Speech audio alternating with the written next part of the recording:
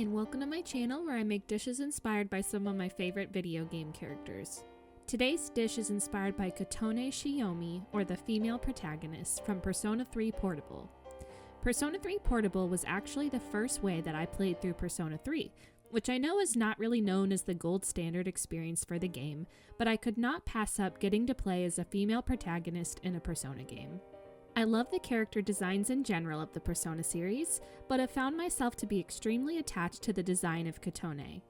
I love her beautiful hair and how it's pinned up so intricately, and I love how her design rides such a fine line of beautiful and elegant, but also a girl next door kind of character. I absolutely love how her default weapon is a lance, and I think the way that she holds and wields it in battle is so cool yet cute. Getting to play as a protagonist in Persona that I felt I was able to closely resemble was such an enjoyable experience, and getting to romance a guy was a fun first for the series. Of course, I would love if Persona 3 Reload would have allowed Kotone to be an option, but I totally understand how much of an undertaking that would have been for the development team, and I can understand that her story wasn't the original blueprint for the game. While it feels like a relic that I was able to play as her, I will always enjoy my time with her fondly, and I hope that one day a female protagonist as cute and fun as her gets to grace our consoles once again. When thinking of a dish for Kotone, I lean more towards desserts. I know that she's a little bit of a blank slate character in a sense, so she doesn't really have a preference, but I guess I kind of insert myself into her shoes and pick a food that I would prefer, which usually ends up being sweets. Just like how standard Persona 3 utilizes a lot of blue in the menus, Kotone's playthrough uses a lot of pink, so I wanted to use that in some way, but not make it too cutesy. I felt like she would love a large cake to eat so that she could share it with all of C's, and her reddish hair and spunky attitude remind me of tangy oranges. So, altogether, I decided on a strawberry orange bundt cake that came together so perfectly. Just make sure that you don't burn it like you burn your dread. Here's what you'll need to make your own. First, for the strawberry sauce, you'll need some strawberries, granulated sugar, and water. Next, for the bundt cake itself, you'll need cake flour, baking powder, baking soda, salt, canola oil, unsalted butter, melted in at room temperature, granulated sugar, 4 large eggs at room temperature, vanilla extract, whole milk, orange juice, and the zest of 1 orange. Lastly, for the strawberry orange glaze, you'll need powdered sugar, orange juice, strawberries, and some red food dye. Our whole process will start with the strawberry sauce, but also make sure you pull your eggs out of the fridge before you get started so they can start to come to room temperature. Grab about 1.5 cups of strawberries and cut off the stems.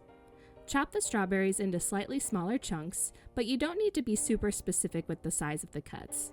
The strawberries will essentially break down as they heat anyways. Once all of your strawberries are cut and ready, place them into a small saucepan and head to your stovetop. Into the saucepan, add in a 1/4 cup of granulated sugar as well as a 1/2 cup of water and start heating it on medium-high heat. Stir as the mixture heats and squish down the strawberries as they get softer. Keep heating until the mixture starts to bubble and boil, and once it's boiling, continue heating, stirring occasionally, for about 10 to 15 minutes until it reaches a thick and jammy consistency. You can then remove the pan from the heat and pour the strawberries into a heat-safe bowl to cool until we need it later. We can then switch gears over to the bundt cake itself. Start preheating your oven to 350 degrees Fahrenheit and lightly grease a bundt pan with baking spray. You'll then sprinkle the pan with cake or all-purpose flour so that all surfaces are covered in a thin layer of flour. Once all surfaces have flour, throw out any excess flour and then set the pan aside for later. Now it's also a good time to melt your unsalted butter so that it can also start coming to room temperature. You'll need to melt a 1/2 cup of butter or 1 stick. We'll then grab a medium bowl and add in 2 3/4 cup of cake flour, 1 teaspoon of baking powder, a 1/2 teaspoon of baking soda, and a 1/2 teaspoon of salt. Whisk everything up so it's all generally combined, and then grab a separate large mixing bowl.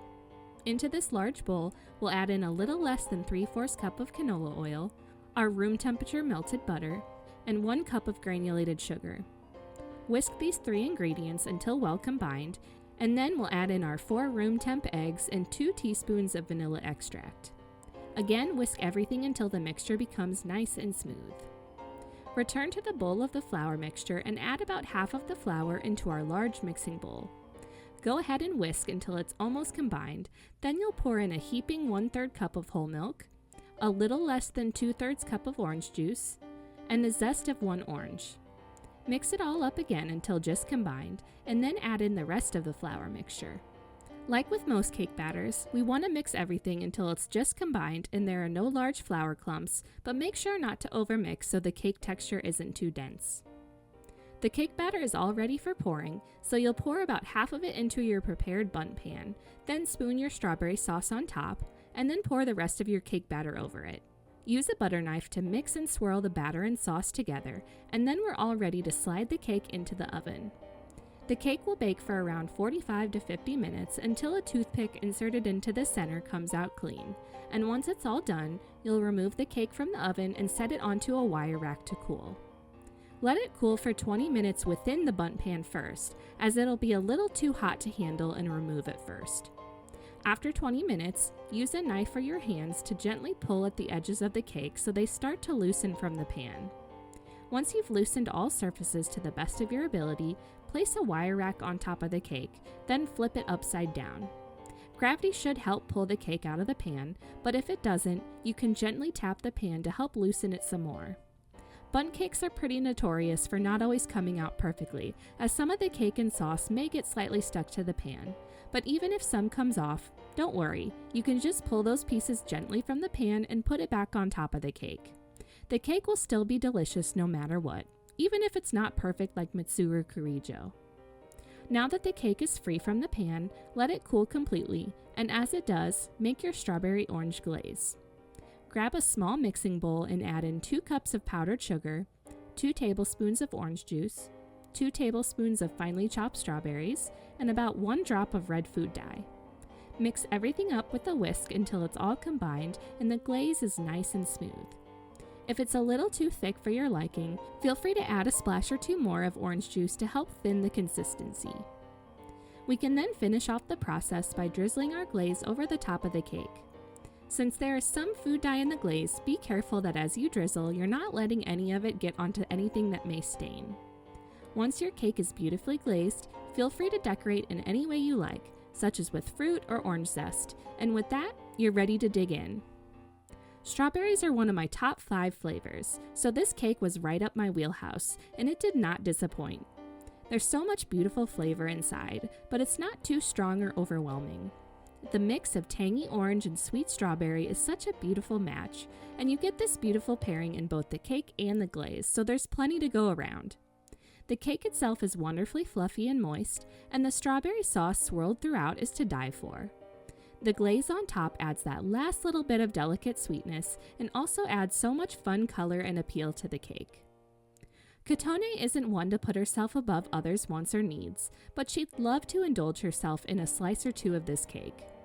Persona protagonists are always very capable students, especially as they rank up their social stats, so I imagine that Kotone would be a wonderful cook or baker.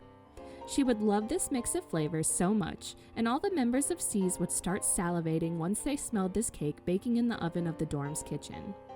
Koromaru would cozy up to Kotone so much to try and get a nibble, and how could she say no to his adorable puppy eyes?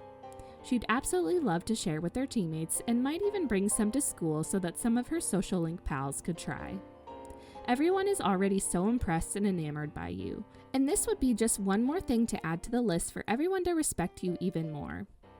Exams, sports clubs, part-time jobs, art club, student council, C's member, Persona user, and a talented baker?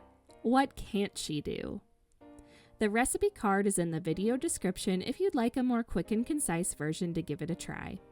Like if you want a bite, subscribe for more geeky treats, and comment what foods Kotone reminds you of.